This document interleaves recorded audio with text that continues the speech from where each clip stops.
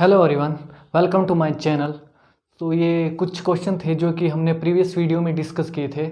आइए करते हैं इनके solution. So first one is this one. So first priority is this, second goes to this and third and fourth. So rotation is clockwise, so this one is R. Coming to next question, the first priority goes to CF3 because there is hydrogen, there is methyl and there is CH2 group. First priority goes to this and second, third and fourth. But यहाँ पे देखो fourth priority group जो है वो है plane में, हमें क्या चाहिए बिलो द प्लेन। ठीक है, तो इससे हमें बिलो द प्लेन लाना पड़ेगा, तभी हम आर एंड एस कर पाएंगे। सो मॉडल देख लेते हैं एक बार। So this one is methyl group CH3, ये वाला जो आपकी तरफ है अबव द प्लेन, और इसके बिल्कुल पीछे CF3 ग्रुप, ये CF3। This one is hydrogen, जो कि हाइड्रोजन ये प्लेन में, और ये वाला ग्रुप है CH2 CH3 इथाइल ग्रुप। ठीक है, तो ये जो हाइड्रोजन है ये हमने बिलो द प्लेन लाना है, ये 90 डिग्री के एंगल में। ठीक है, ये इसके साथ हमने बिलो द प्लेन लाना है। तो क्या करना पड़ेगा हमें, या तो इस तरह से रोटेट करना पड़ेगा ऐसे। ठीक है, तभी ये बिलो द प्लेन जाएगा ना। ठीक है, तो अगर हम इसे बिलो द प्लेन कर देंगे, इस तरह से रोटेट करेंगे, सो ये हाइड्रोजन चला गया बिलो द प्लेन, बट ये ग्रुप आ गया अबव द प्लेन। कौन सा है, इथाइल ग्रुप। ठीक है, और ये जो CH3 ग्रुप था हमारे पास, ये चला गया प्लेन में, और ये वाला जो कि CF3 ग्रुप था ये भी प्लेन में। सो नेक्स्ट हम कैसे लिख सकते हैं, अब प्रायोरिटी असाइन करते हैं 1। ठीक है, कैसे क्या था 1, ये था 2, ये था 3 और ये था 4। ठीक है, अब रोटेशन इजीली हो जाएगी, तो ये आ गया 1 2 इस तरह से।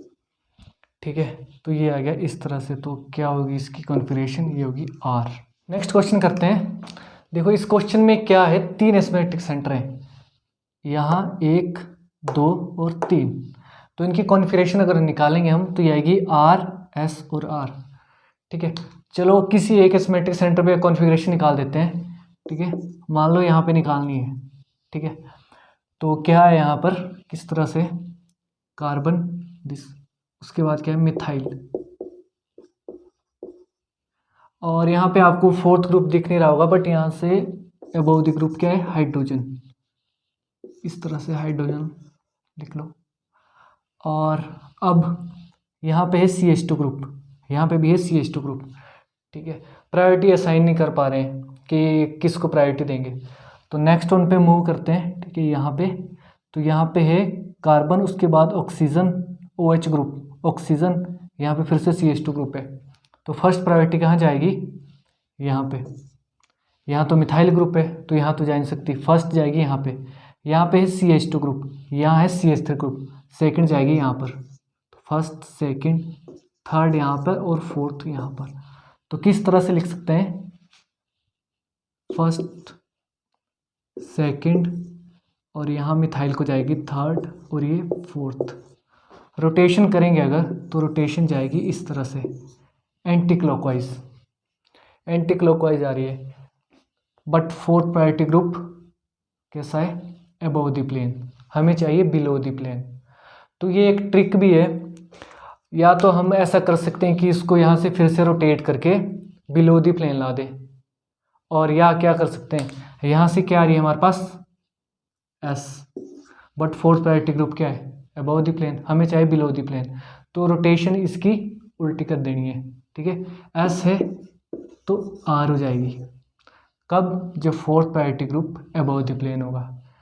ठीक है, इसी तरह से अगर इनकी निकालेंगे तो इसकी R आएगी, इसकी S आएगी। फोर्थ वन की तरफ बढ़ते हैं। यहाँ पर भी 2 एस्मेटिक सेंटर है, ये वाली निकाल देते हैं, HOH COOH, और इसको इस तरह से ले लो CHOH COOH। अगर प्रायोरिटी असाइन करेंगे तो फर्स्ट आएगी यहाँ पर, सेकंड आएगी यहाँ पर। क्यों? इस COH ग्रुप को अगर हम खोल के लिखें तो किस तरह से होगा, CO। उसी तरह से डुप्लीकेट, तो कार्बन के साथ कितने हैं, 2 ऑक्सीजन तो यहाँ से आ जाएंगे और 1 ऑक्सीजन यहाँ पे, तो सेकंड प्रायोरिटी आएगी इसी को। ठीक है, यहाँ पे क्या है, 1 ऑक्सीजन, उसके बाद कार्बन आएगा, उसके बाद आएगा, तो फर्स्ट इसको, सेकंड इसको, थर्ड इसको और फोर्थ आएगी यहाँ पर। अभी इन क्वेश्चन में भी हमने क्या किया था कि जो फोर्थ प्रायोरिटी ग्रुप हो वो कैसा होना चाहिए, बिलो द प्लेन, यहाँ पे आना चाहिए। ठीक है, हम अगर इस तरह से रोटेशन कर रहे हैं तो क्या आ रही है हमारे पास, क्लॉकवाइज। ठीक है, इसमें भी इसी की तरह अगर हम देखें, अगर इस तरह से कर रहे हैं हम तो क्या आ रही है, R। ठीक है, बट फोर्थ प्रायोरिटी ग्रुप तो यहाँ पे है, हमारे को क्या चाहिए यहाँ पे, तो इसकी रिवर्स कर लो जैसे ऊपर क्या था, तो यहाँ कॉन्फ़िगरेशन क्या आएगी, S। अब बढ़ते हैं टॉपिक की तरफ। हमने पढ़ना है कायरल सेंटर, या इसको कायरल कार्बन भी बोल सकते हैं, या एसिमेट्रिक सेंटर, एसिमेट्रिक कार्बन भी बोल सकते हैं। तो इसको डिफाइन करने के लिए फर्स्ट पॉइंट है कि ऑल द ग्रुप्स या atoms attach to this carbon are different. ठीक है, जो भी ग्रुप्स या एटम इस कार्बन के साथ अटैच होंगे वो डिफरेंट होंगे। एग्जांपल से समझते हैं इसको, इस तरह से OH लेफ्ट साइड पे, ठीक है, यहाँ पे H लिख लो, यहाँ पे COOH ग्रुप, यहाँ पे क्लोरीन ग्रुप। ठीक है, अपनी मर्जी से लिख सकते हैं। ये सेंटर कौन सा है, कायरल सेंटर। अगर हम इसकी मिरर इमेज हम देखना चाह रहे हैं तो मिरर इमेज किस तरह की होगी, ये H यहाँ पे क्या राइट साइड पे, तो हमें मिरर इमेज में कहाँ दिखेगा, ये लेफ्ट साइड पे, और OH कहाँ है, लेफ्ट साइड पे, हमें मिरर इमेज में कहाँ दिखेगा, राइट साइड पे। इस तरह से क्लोरीन, ये दोनों ग्रुप तो ऐसे दिखेंगे जैसे यहाँ पे थे, एज इट इज ऐसे दिखेंगे, तो इस तरह से दिखेंगे हमें। यहाँ COOH, हाइड्रोजन यहाँ पे राइट साइड, तो यहाँ दिखेगा हाइड्रोजन, और OH यहाँ पे। अगर हम इन दोनों इमेज को गौर से देख रहे हैं तो ये इमेज हमें एक दूसरे के डिफरेंट लगेगी। क्यों, OH यहाँ का था लेफ्ट साइड पे, यहाँ क्या है, राइट साइड पे। ठीक है, तो कायरल सेंटर या कायरल कार्बन में क्या होता है कि both the image, these two image are different to each other. ठीक है, नेक्स्ट पढ़ेंगे हम ए कायरल सेंटर, या वैसे ए कायरल कार्बन। तो नाम से ही पता चल रहा है कि ए कायरल मतलब कायरल का बिल्कुल अपोजिट। कायरल में क्या था कि जो ग्रुप्स थे वो डिफरेंट थे, इसमें ऐसा नहीं है। ठीक है, यहाँ रिपीट हो सकते हैं। अब मान लो यहाँ पे इस तरह से, यहाँ H है, यहाँ पे भी H। ठीक है, ये वो होता है ए कायरल सेंटर। तो इसकी मिरर इमेज अगर हम देखेंगे तो किस तरह से आएगी, ये H हमारे को यहाँ दिखेगा। ठीक है, अब इन दोनों इमेज को देखो, ये दोनों इमेज क्या है, सेम। सो नेक्स्ट टॉपिक है हमारे पास plane of symmetry. Plane of symmetry mainly any imaginary line which passing through an object which divides the molecule into 2 equal parts. ठीक है, ऐसा कोई भी इमेजिनरी लाइन ले लेनी है, ठीक है, विच अगर मॉलिक्यूल से हम पास करेंगे तो उसको 2 इक्वल पार्ट्स में डिवाइड कर देगा। ठीक है, ये एक एग्जांपल है। ठीक है, यहाँ पे है ये कायरल सेंटर। ठीक है, ऑल दी ग्रुप्स यहाँ पे डिफरेंट है। ठीक है, तो इसे हमने देखना है इसमें कि प्लेन ऑफ सिमेट्री प्रेजेंट है या नहीं है। कोई भी हम प्लेन ले लेते हैं। ठीक है, यहाँ से अगर हम प्लेन अप्लाई कर रहे हैं, ठीक है, तो यहाँ से इस तरह से, ये क्लोरीन आपकी साइड, इधरली साइड है। ठीक है, ब्रोमीन बिल्कुल इसके पीछे। अगर हम यहाँ से प्लेन इस तरह से अप्लाई कर रहे हैं तो ये मॉलिक्यूल 2 इक्वल पार्ट्स में डिवाइड हो रहा है कि नहीं हो रहा है, नहीं हो रहा है। क्यों, यहाँ पे क्लोरीन है, यहाँ पे हमारे को ब्रोमीन मिलेगा, तो यहाँ पे इसका मतलब यहाँ पे नो प्लेन ऑफ सिमेट्री, कोई भी प्लेन ऑफ सिमेट्री यहाँ पे प्रेजेंट नहीं है। अगर नेक्स्ट एग्जांपल अगर हम लें, यहाँ पे ब्रोमीन को रिप्लेस कर दिया क्लोरीन से।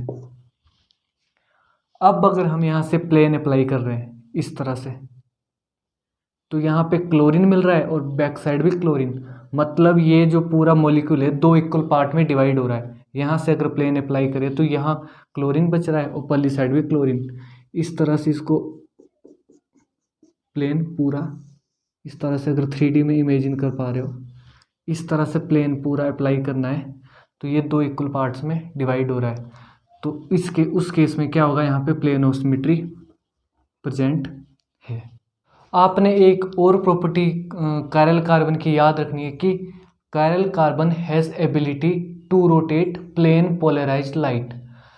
प्लेन पोलराइज्ड लाइट को रोटेट कर देता है ये।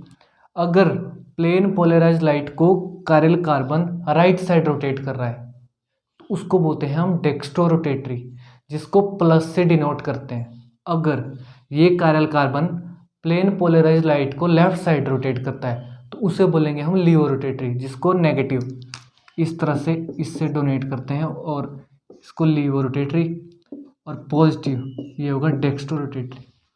ठीक है, यहाँ आप ऑप्टिकल एक्टिव कंपाउंड्स की डेफिनेशन भी देख रहे होंगे, the property of a compound to rotate plane polarised light. ठीक है, तो कायरल कार्बन की प्रॉपर्टी में अभी हमने पढ़ी। ठीक है, तो इसका मतलब क्या हो गया कि जो कायरल कार्बन है इस केस में यहाँ पे ये क्या होगा, ऑप्टिकली एक्टिव। केस अगर प्लेन ऑफ सिमेट्री मॉलिक्यूल में प्रेजेंट हो तो उसको क्या बोलेंगे, ऑप्टिकली इनएक्टिव। ठीक है, तो इन दोनों एग्जांपल से हमारे को ये पता लगा कि अगर मॉलिक्यूल में प्लेन ऑफ सिमेट्री प्रेजेंट हो तो मॉलिक्यूल होगा ऑप्टिकली इनएक्टिव। ठीक है, और अगर मॉलिक्यूल में प्लेन ऑफ सिमेट्री प्रेजेंट ना हो तो मॉलिक्यूल होगा ऑप्टिकली एक्टिव। ये कुछ क्वेश्चन है प्लेन ऑफ सिमेट्री से रिलेटेड। चलो देखते हैं। जैसे फर्स्ट मॉलिक्यूल है, यहाँ देखना है कि प्लेन ऑफ सिमेट्री इसमें प्रेजेंट है या नहीं है। ओके, तो यहाँ पर किस तरह से देखेंगे, अगर हम यहाँ से प्लेन अप्लाई करते हैं, ये वाला प्लेन, ये तो प्लेन ऑफ सिमेट्री नहीं दिख रही है क्योंकि ये अलग बच रहा है और यहाँ से ये वाला ये अलग बच रहा है। ठीक है, अगर यहाँ पे ऊपर से प्लेन अप्लाई करें इस तरह से, ये वाला प्लेन, तो इस तरह से अगर प्लेन अप्लाई करें तो ये दो बराबर भागों में बंट रहा है। तो यानी कि इस मॉलिक्यूल में प्लेन ऑफ सिमेट्री प्रेजेंट है। तो यहाँ क्या होगी, प्लेन ऑफ सिमेट्री प्रेजेंट। अब प्लेन ऑफ सिमेट्री प्रेजेंट है तो मॉलिक्यूल कैसा होगा, optically inactive. Optically inactive. Next पे चलते हैं, सेकंड पे। अब ये भी कुछ इससे मिलता जुलता ही है, बट यहाँ पे ब्रोमीन अबव द प्लेन है, क्लोरीन पीछे को है। तो यहाँ से अगर हम दोबारा से यहाँ से प्लेन अप्लाई करें, ये वाला, तो ब्रोमीन अबव द प्लेन, इस तरह से ब्रोमीन, यहाँ ब्रोमीन होगा तो ये प्लेन अप्लाई करेंगे तो ब्रोमीन भी कट जाएगा बीचों बीच और क्लोरीन भी पीछे तक, इस तरह से। तो ये हमें अलग और ये अलग, तो यहाँ पे दो बराबर भागों में बंट रहा है ये। तो यहाँ पे भी प्लेन ऑफ सिमेट्री प्रेजेंट है। तो ये क्या होगा, ऑप्टिकली इनएक्टिव। थर्ड वन पे चलते हैं।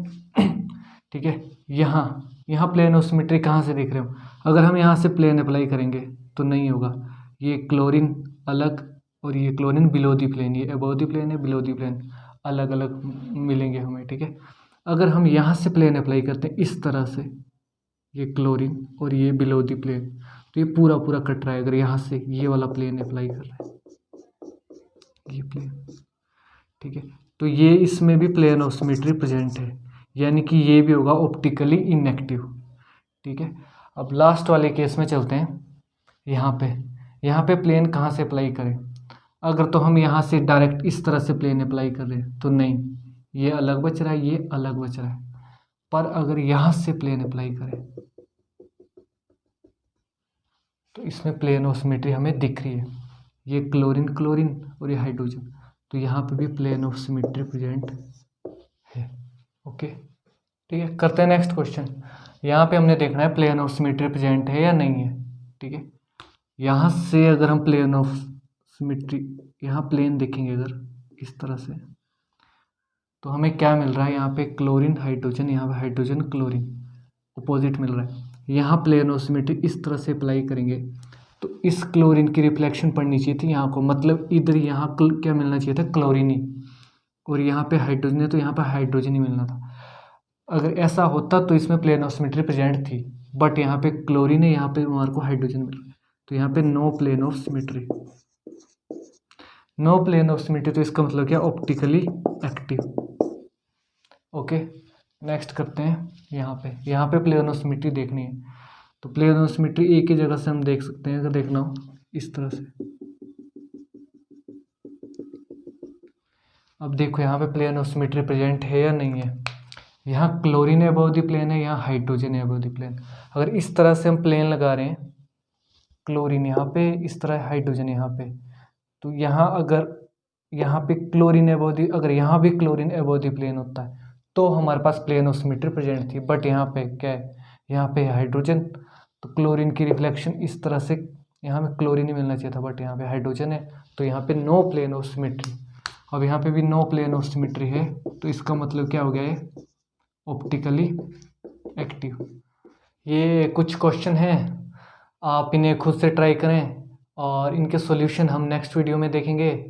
अगर वीडियो पसंद आया हो तो लाइक करें, अपने दोस्तों के साथ शेयर करें एंड सब्सक्राइब करें। मिलते हैं नेक्स्ट वीडियो में।